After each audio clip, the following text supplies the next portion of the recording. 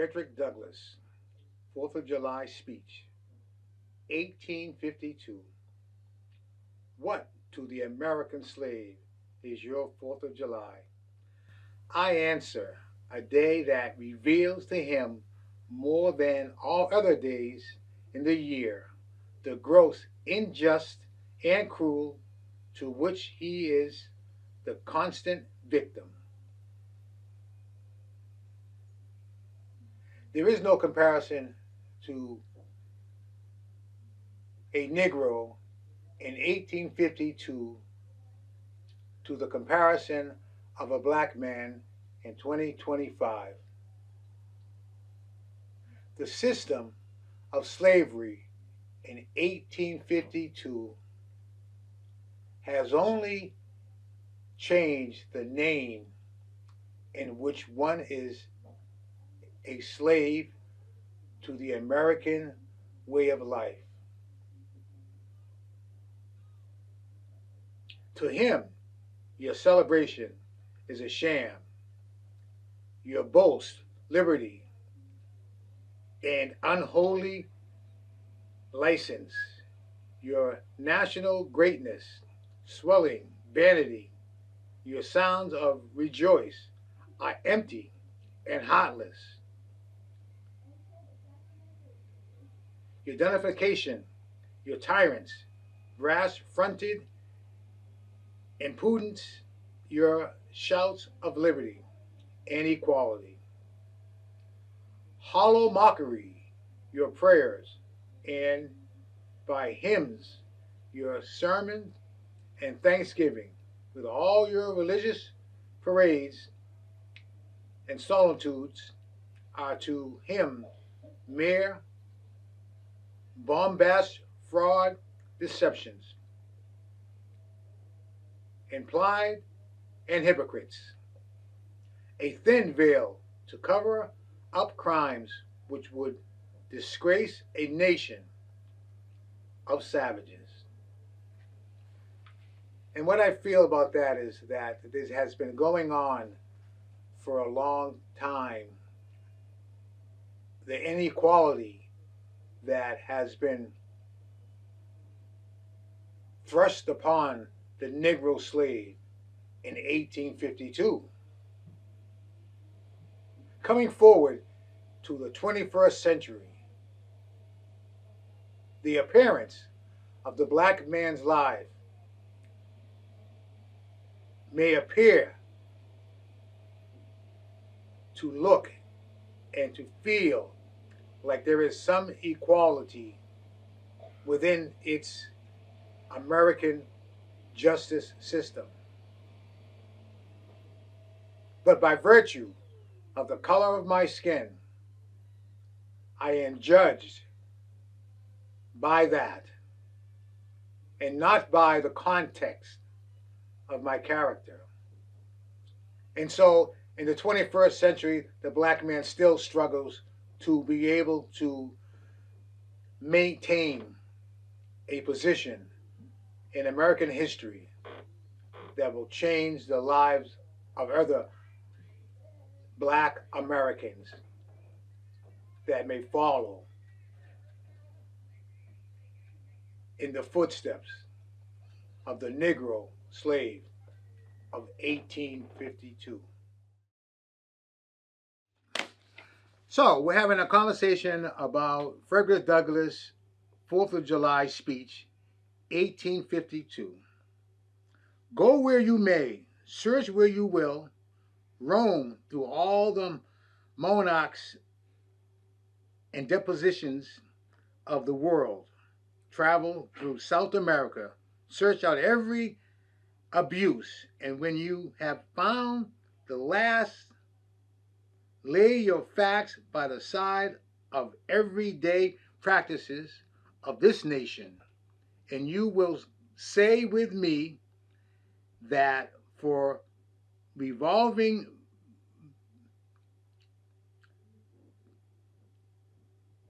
barbaric and shameless hypocrites, America resides without a rival.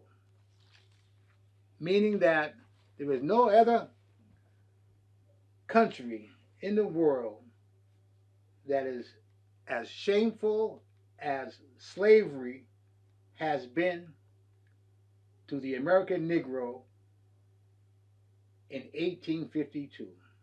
Mm. And he's saying that there's no other country It's got that much shame. that got that much shame. Well, that's probably a true. That was a true statement in 1852. It's probably a true. It's a true statement in 2024, 25. Absolutely. It has not changed, as far as I'm concerned. Unfortunately. And if there has been any kind of change in America, it has been materialistic change. It's been very surface, very, very surface change. You know, this country and this country is everything is based on white supremacy. Right. Just everything. It's like a rug. It's all in weaved. It's all all different directions. I don't know if that makes sense. That does make sense. Yes.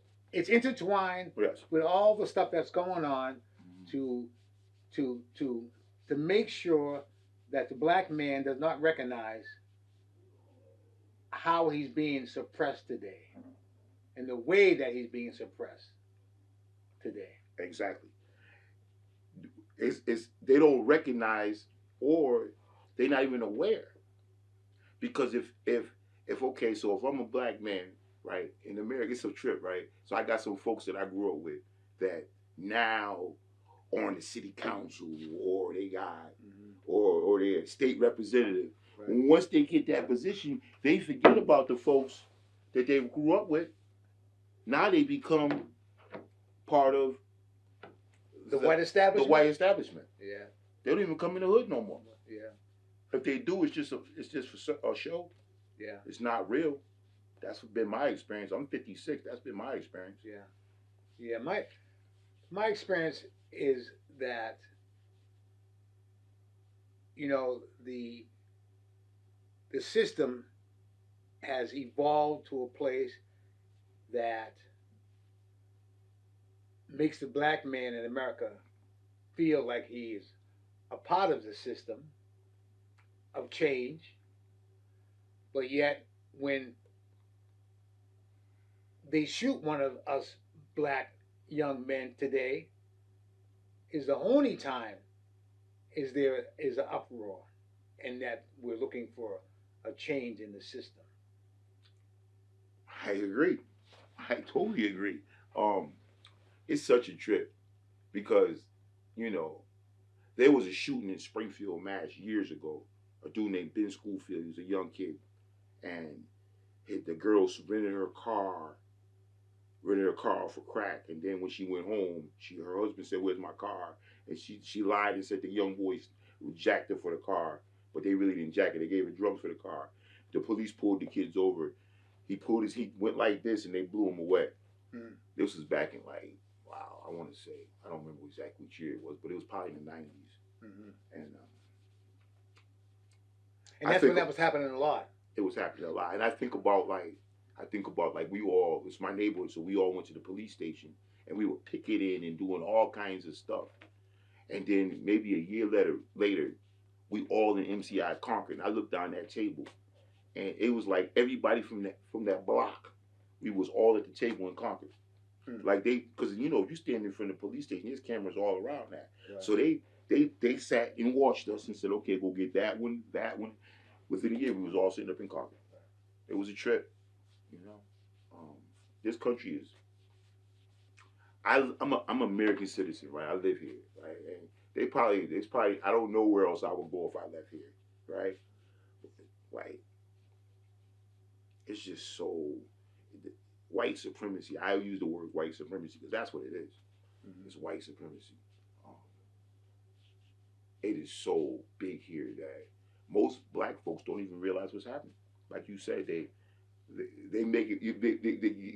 It makes you feel like in America they'll make black folks feel like they're being a part of the solution, and all at the same time they stick you in the back. Right. Right. Maybe I'm using different language you Don, but that's but that's a fact that you see it that way. Yeah. That in 1852 when Fredrick Douglass was, in a white church talking to white people, but he wasn't talking to the Republicans No. who mandate slavery, kept slavery going, you know, but put on a face to other countries that we treat our slaves well. And we know that's not true. No. That's not true at all. It is this is a real deep conversation, Don, and I really wasn't prepared for this. So let me think about how I'm gonna present. So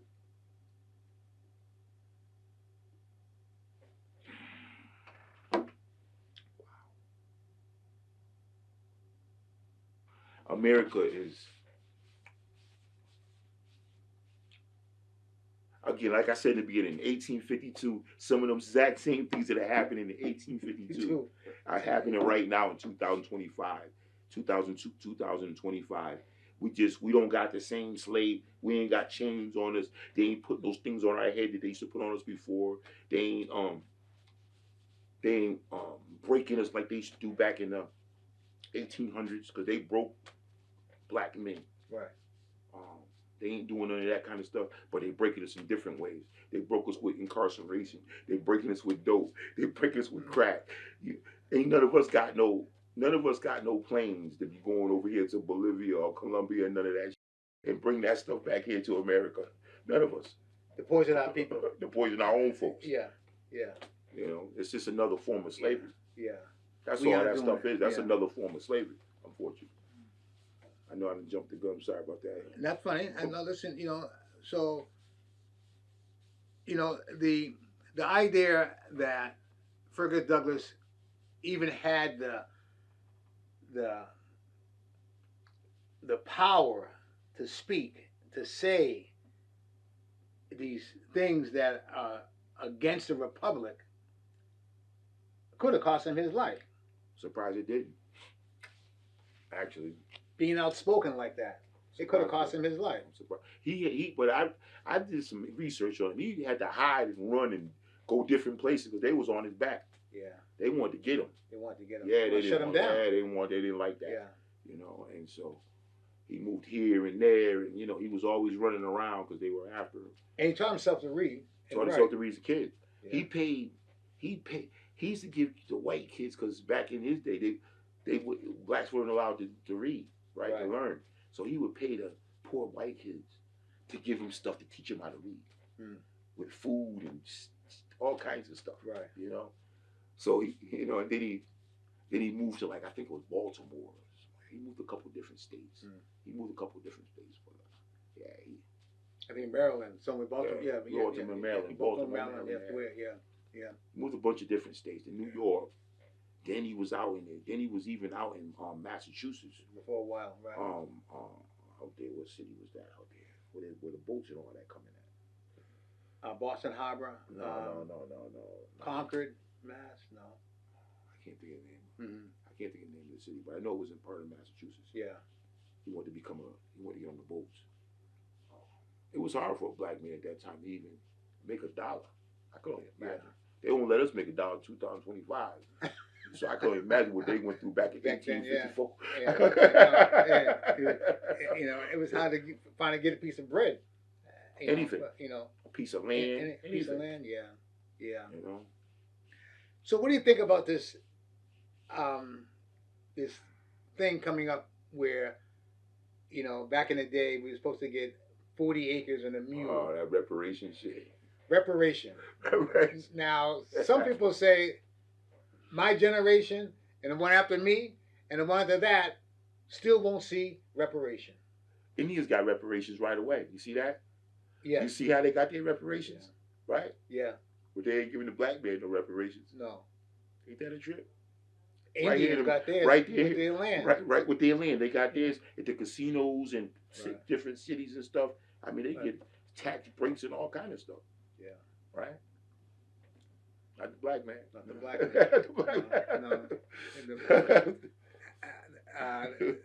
No. And I just don't think we're gonna ever get a reparation. I don't think they're gonna. I don't think that if it's left up to our government, Mm-hmm. we'll never get a We'll dime. never get it done. In a million years, we'll never get a dime. Yeah. It'd have to be like a, I don't know how they would. I don't know how. I know it's a lot of younger folks that are really, the younger generation. They Pushing for it. They're pushing for that. Yeah, they're trying to push real for it. smart. They real smart. They got all the computer stuff, and they find stuff real quick. They know how to do all that stuff. Right. I just don't think it's gonna ever happen. Americans, your Republican politics, not less than your Republican religion, are flagrantly inconsistent. You boast of your love of liberty, your superior civilization, and your pure Christianity, while the whole political power of the nation, as embodied in the two great political parties, is solemnly pledged to support and perpetuate the enslavement of 3 millions of your countrymen. You hurl your anathemas at the crown-headed tyrants of Russia and Austria and pride yourselves on your democratic institutions, while you yourselves consent to be the mere tools and bodyguards of the tyrants of Virginia and Carolina. Now, can you tell me how you feel about that, or express that in words to me?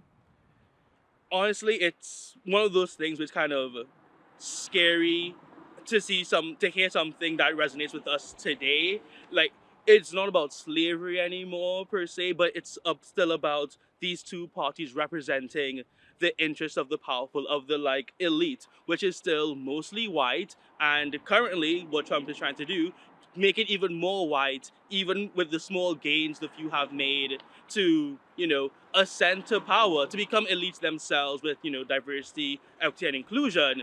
But we still have this issue of class disparity, and it's the same masters at the head.